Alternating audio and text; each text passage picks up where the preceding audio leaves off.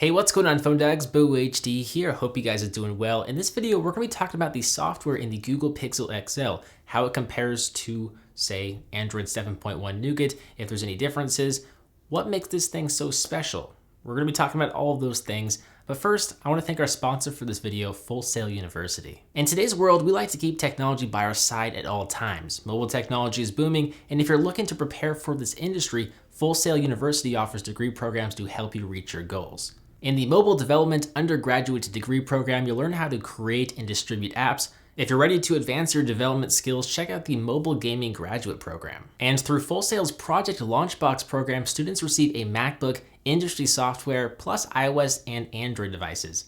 What more do you need? If you're ready to compete in this rapidly growing industry, visit fullsail.edu/YouTube to learn more.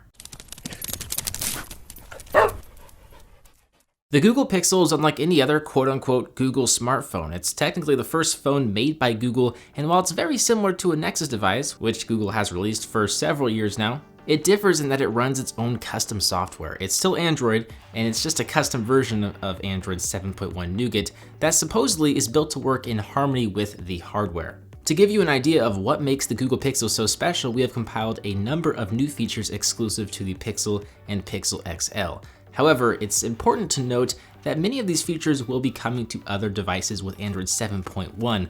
Also, you can replicate some, if not all of these features now without updating your OS, since this is Android, and Android offers a wide range of launchers and customizable apps.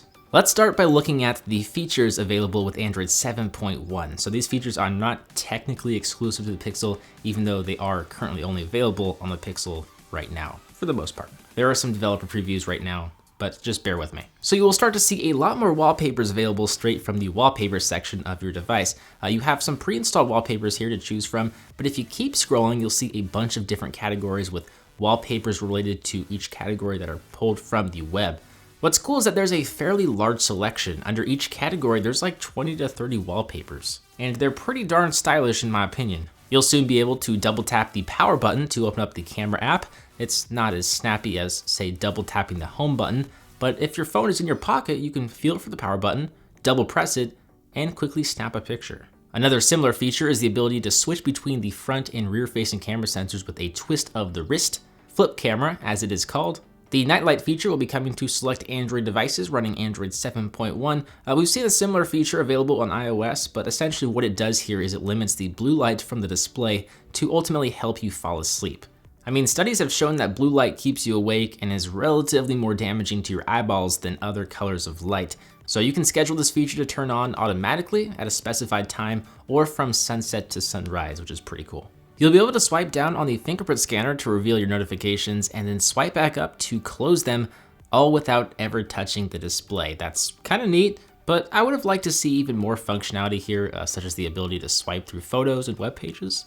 That could be pretty useful. The last major new feature coming to Android 7.1 is the redesigned app icons and app shortcuts. So all the icons in 7.1 should be round if the icon itself isn't already round in shape. App shortcuts will be added to allow you to quickly jump to a specific section of an app.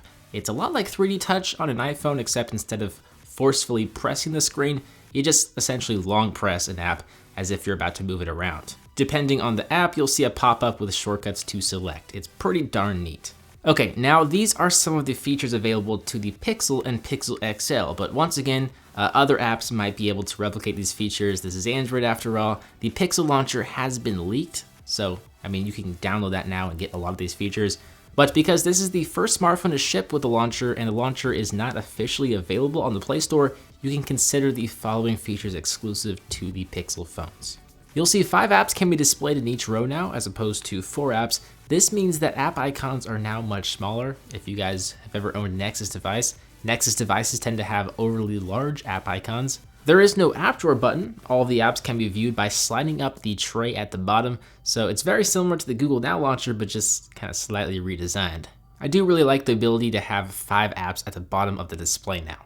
The Google search icon is now a tab that sits in the upper left-hand corner, and there's a weather widget in the upper right-hand corner that is built into this launcher. It cannot be removed or moved, but you can interact with it. Also, dynamic app icons are a thing. The number on the Google Calendar app icon corresponds to the current day of the month. Previously, it was a solid 31, but now it changes. I love subtle features like that.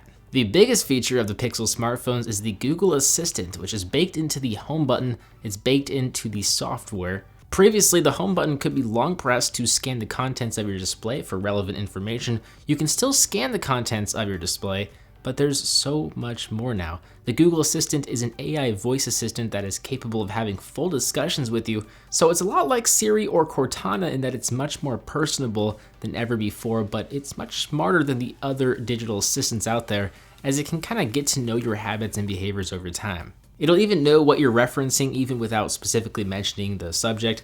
For example, so if you say, when's the next Blazer game, it'll tell you when the next Blazer game is, and if you follow up with how much are tickets, it'll search Google for tickets to Blazer games, even though you never specifically said Blazer games. Now, the assistant is also built into the messaging app Allo and will be baked into Google Home and other Google products in the future, one can only assume. It's just hard to imagine Google denying Nexus devices the Google Assistant in a future version of Android. I don't see it being an exclusive Pixel feature for too long. If we look in the settings, we'll see a big new section for support. Here you can phone or chat with the Google support team all day, every day. The team will even be able to see the contents of your display if you're having trouble with something. It's nice to have, especially for someone who might be new to Android. You don't see this feature on iOS. The camera app is a step up from the stock Nexus camera application. For example, there's a new slow motion section where you can toggle between 120 and 240 frames per second. A feature called Smart Burst that will continuously capture images if you hold down the shutter button. You're also able to lock exposure and focus with a long press. These improvements are great to see, but there's so much more that could have been added, Unfortunately, the app still, falls behind the quote-unquote pro camera apps found on Samsung, Sony, or LG phones. What is neat is that if you buy a Pixel or Pixel XL, you'll get unlimited Google Photos storage that will allow you to store photos and videos at full resolution. Google already offers unlimited storage of high-quality images, but unlimited storage of full resolution images and videos is quite the deal. I can see why the price of the Pixel and Pixel XL are so high just because of this feature. A similar feature is called Smart Storage. What this feature does is it will remove backed up photos and videos when your physical storage is almost full. It will automatically do this and back up the files to Google Photos. It doesn't delete the files, it just moves them essentially to the cloud. There's even an option to remove backed up photos and videos over 30, 60, or 90 days. The last noteworthy unique feature is one that's enabled via hardware and software. Google has provided adapters in the Pixel box to let you transfer content from your iPhone over to your Pixel phone. Usually we see software methods, but Google not only provides the software obviously, but the hardware as well. So there you have it, everything that is new with the Google Pixel and Pixel XL. Some of the features are available with Android 7.1 Nougat, others are only available with the Pixel smartphones. You guys are all collectively super duper smart, a million times smarter than I am, so if you have any tips or tricks worth sharing, feel free to leave them in a comment down below. If you know how to get one of these features on a non-Pixel, non-Nougat device, let us know, don't be shy. Thumbs up, subscribe. I'm BoHD from PhoneDoc.com. I hope you enjoyed this video. Thank you for watching, and I will see you right back here in the next one. See ya.